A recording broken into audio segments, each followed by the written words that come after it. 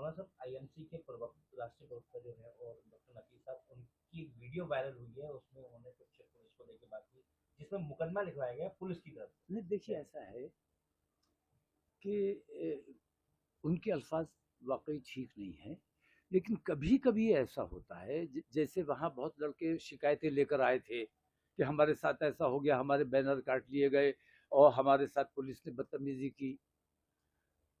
तो कभी कभी ऐसा होता है कि लोगों को काम डाउन करने के लिए फिर उन्हीं किसी भाषा इस्तेमाल करनी पड़ती है।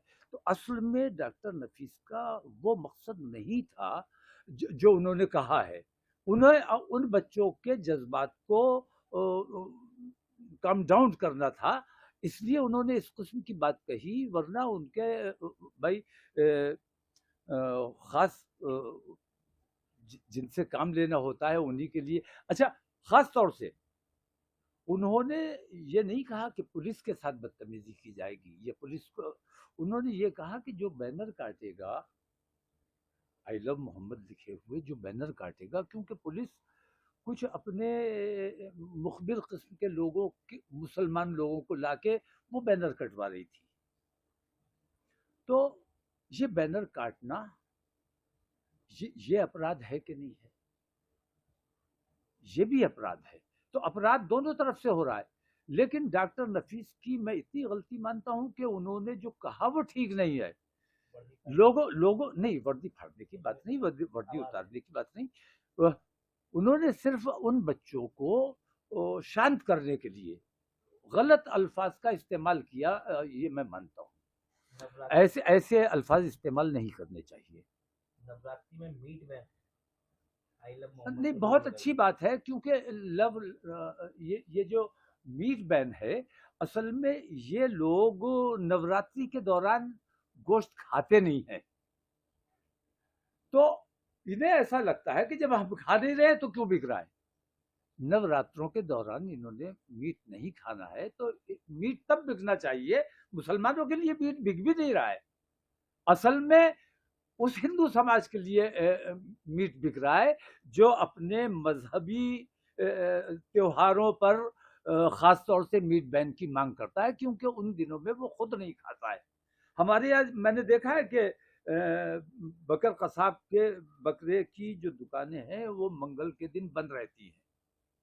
मैंने पूछा भाई मंगल के दिन बंद क्यों रहती है? उन्होंने कहा कि मंगल को हिंदू समाज जो है वो गोश्त नहीं खाता है, इस वजह से बंद रहती है। तो मुसलमान के लिए गोश्त नहीं बिक रहा है असल में, हिंदू समाज के लिए बिक रहा है। तो वो वही उन दिनों नहीं खाएंगे तो फिर मीट की दुकान खोलने का मतलब क्या है? लेकिन इस किस्म की जो बातें हैं ये साफ इस तरफ इशारा करती हैं कि बाकायदा हिंदुस्तान में हिंदू राष्ट्र कायम हो चुका है। मैं हुकूमत हिंद से मांग करूंगा कि जब हिंदू राष्ट्र कायम हो चुका है तो फिर आप इसका ऐलान कर दो। फिर क्यों ये बाबा बागेश्वर जैसे लोगों को चलाते हो कि हिंदू राष्ट्र बनाएंगे? उन्हें बताओ कि हम हिंदू राष्ट्र बना चुके हैं। ऐसे लोगों को बढ़ावा देने की क्या जरूरत है? राम भद्राचार्य कहते हैं कि मिनी पाकिस्तान है पश्चिमी युग।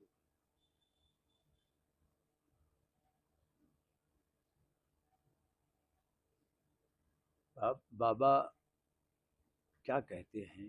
बाबा को मैं देखता हूं कि अब तो कानून की आंखों से भी पट्टी हटा दी गई है, और कानून भी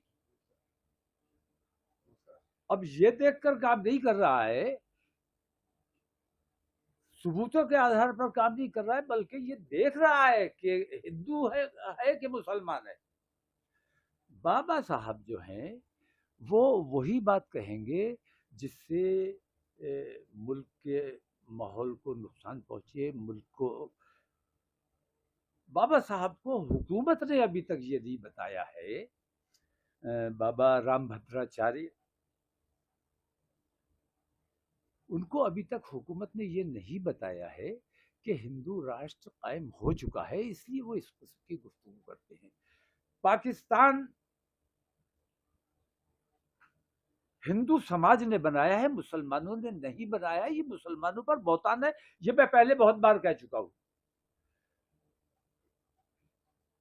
मोहम्मद अली जिन्ना गुजराती बनिए थे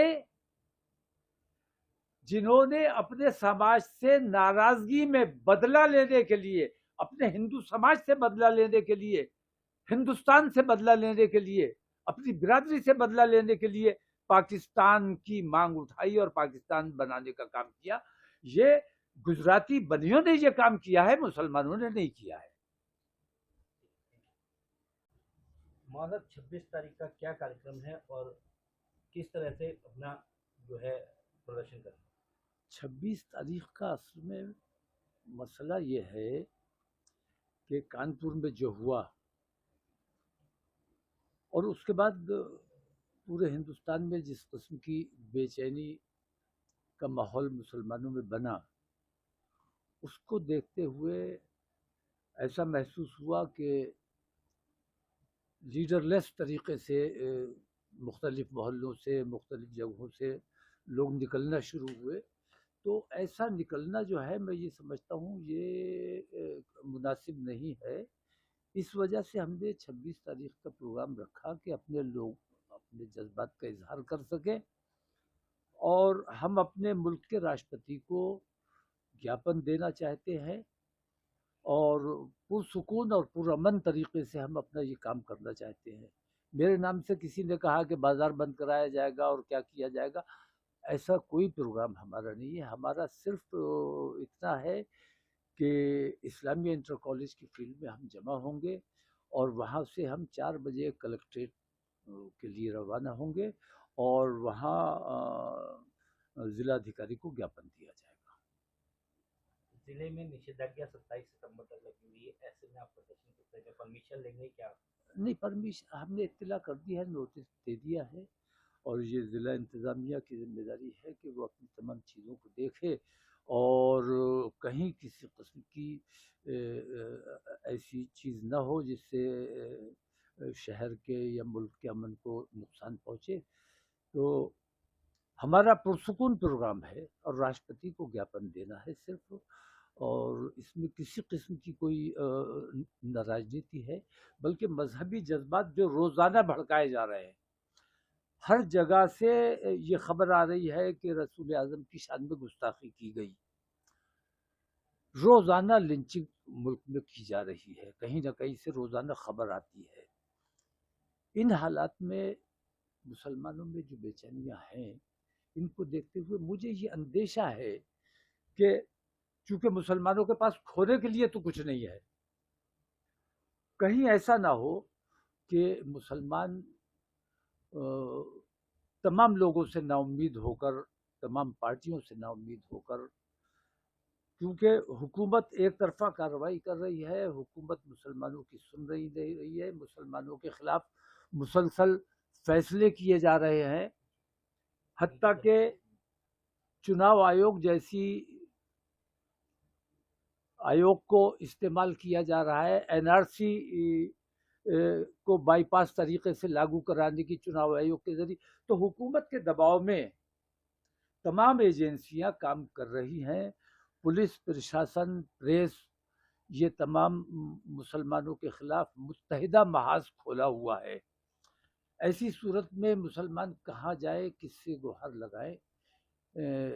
तो हम एक अतमाम हुज्जत के तौर पर हम 26 तारीख को अपनी इन तमाम तकालीफ के लिए, हमें हर चीज़ बर्दाश्त है, लेकिन हमारे मज़हब में मदाखलत की जाती है, रसूल आज़म की शान में गुस्ताखी की जाती है, ये हमें बर्दाश्त नहीं होता। और मुझे लगता यह है कि जानबूझकर ये काम किया जाता है, जानबूझकर हमारे मजहबी जज्बात को ठेस पहुंचाई जाती है ताकि हम रिएक्शन देने पर मजबूर हो जाएं। लेकिन हमने हमेशा रोकने की कोशिश की है और समझाया है कि इस किस्म का माहौल ना बने। लेकिन अब मैं ये समझता हूँ कि अगर अभी भी हम खामोश रहे तो मुस्लिम अवाम, ख़ास तौर से नौजवान, अगर ख़ुद मुख्तारी के साथ निकल पड़े तो ये न सिर्फ मुल्क का नुकसान होगा बल्कि पूरे इसका मैसेज पूरी दुनिया में हमारे मुल्क का ख़राब जाएगा। हुकूमत ने आज तक ये फैसला नहीं लिया है, हुकूमत ने आज तक कोई डायरेक्शन, ना उत्तर प्रदेश हुकूमत ने और ना केंद्र सरकार ने ये फैसला लिया है कि आया आई लव मोहम्मद कहना ये कानूनन जुर्म है या क्या है। और अगर ये कानूनन जुर्म नहीं है तो आई लव मोहम्मद कहने वाले लोगों के साथ रोक टोक क्यों की जा रही है, बैनर क्यों उनके फाड़े जा रहे हैं, उन पर लाठियां क्यों चलाई जा रही हैं, उन पर मुकदमा क्यों कायम किए जा रहे हैं। वहाँ सब बात सवाल वही है कि परमिशन की बात कर रहा है जिला प्रशासन, कह रहा है जिसको अनुमति नहीं होगी ना जुलूस ना प्रदर्शन। अनुमति तो होगी ही नहीं, अनुमति तो आप दोगे ही नहीं, ऐसे में क्या करेंगे? अनुमति आप दोगे ही नहीं। आपको जब लगता है आप मैं जब भी कुछ कहता हूं आप 144 लगा देते हो। इस वक्त हालात ये है कि अगर कर्फ्यू भी लगा होगा तो लोग निकल कर आएंगे, मानेंगे नहीं। इसलिए जिला प्रशासन को, शासन को सोच समझ के, क्योंकि जज्बात बहुत भड़के हुए हैं, अगर इन लोगों को कंट्रोल नहीं किया गया, ये लीडरलेस तरीके से अगर काम करेंगे तो मैं समझता हूं कि बहुत नुकसान होने का अंदेशा है। आपने सरकार की बात की, एक सवाल इससे जुड़ा हुआ मामला आई लव मोहम्मद से जुड़ा, लगातार धार्मिक गुरु हिंदुओं के मुस्लिमों पे टिप्पणियां कर रहे हैं, चाहे वो बाबा बागेश्वर हो, रामा भद्राचार्य हो, अभी उन्होंने मुस्लिम महिलाओं के लिए कहा 25-25 बच्चे पैदा करते हैं, तो इस पर क्या कहेंगे? अब देखिए, ये आपने सवाल किया कि हिंदू धर्म गुरु, वो मुसलमानों पे टिप्पणियां कर रहा है, मुस्लिम धर्म, लेकिन कोई मुस्लिम धर्म गुरु ऐसा बताओ जिसने कभी हिंदू देवी देवताओं पर या हिंदू धर्म गुरुओं पर या हिंदू मजहब पर किसी किस्म की अंगुष्ठ नुमाई की हो।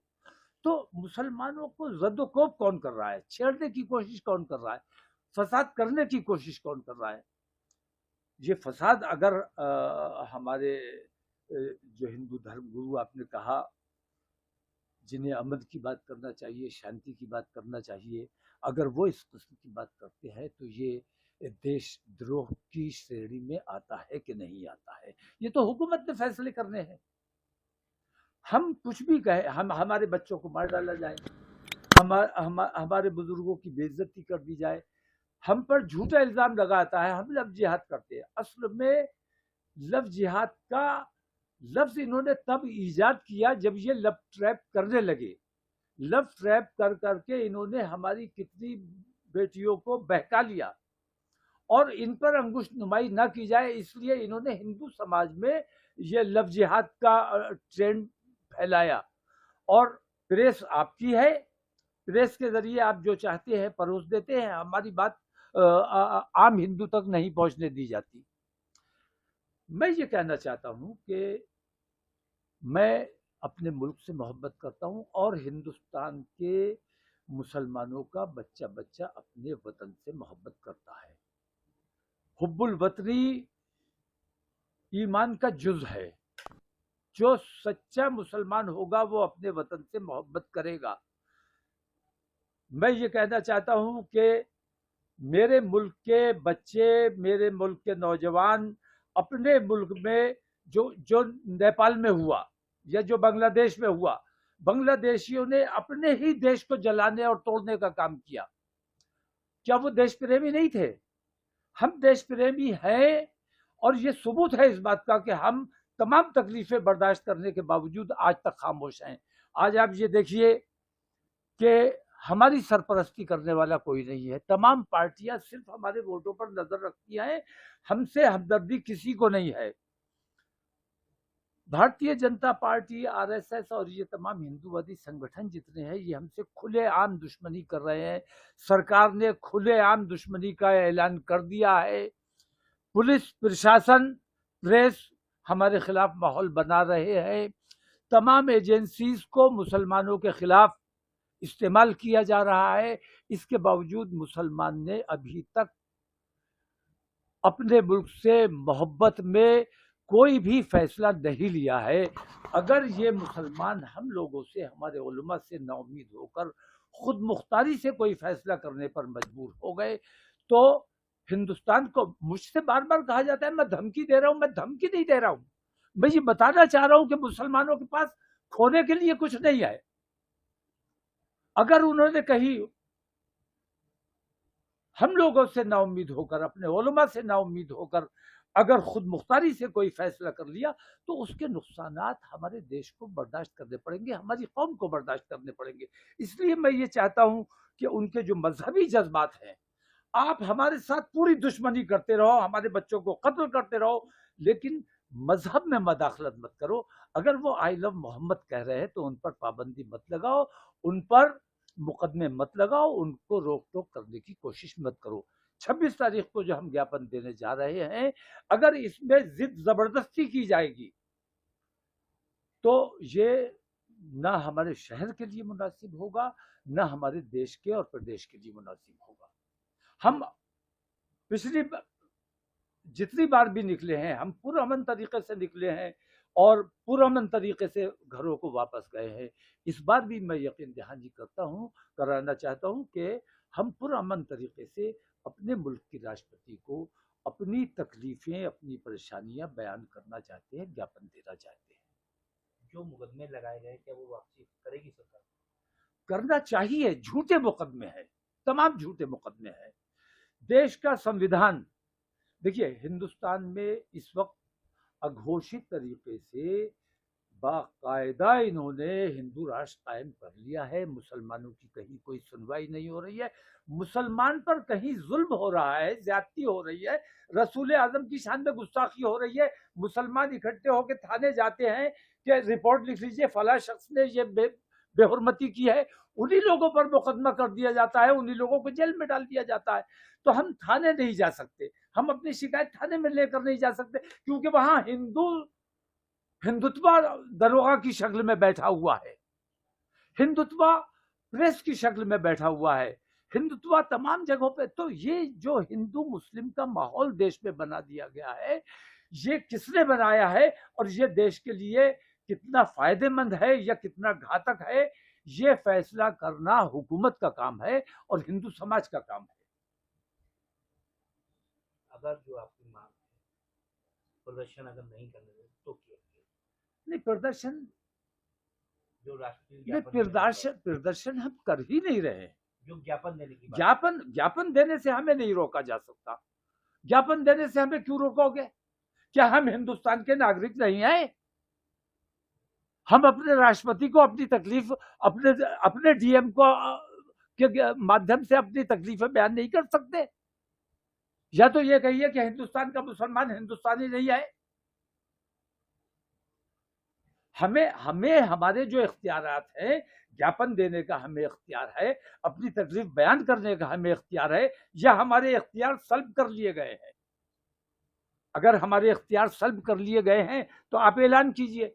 सबसे पहले मैं ये मांग करता हूं आपके चैनल के माध्यम से कि अभी हुकूमत को ये बताना चाहिए कि आई लव मोहम्मद कहना ये कानूनन जुर्म है या इसकी इजाजत है। अगर इजाजत है तो मुकदमा क्यों किए जा रहे हैं, और अगर इजाजत नहीं है तो इसका ऐलान कीजिए कि आई लव मोहम्मद कहने वालों को फांसी पर चढ़ाया जाएगा।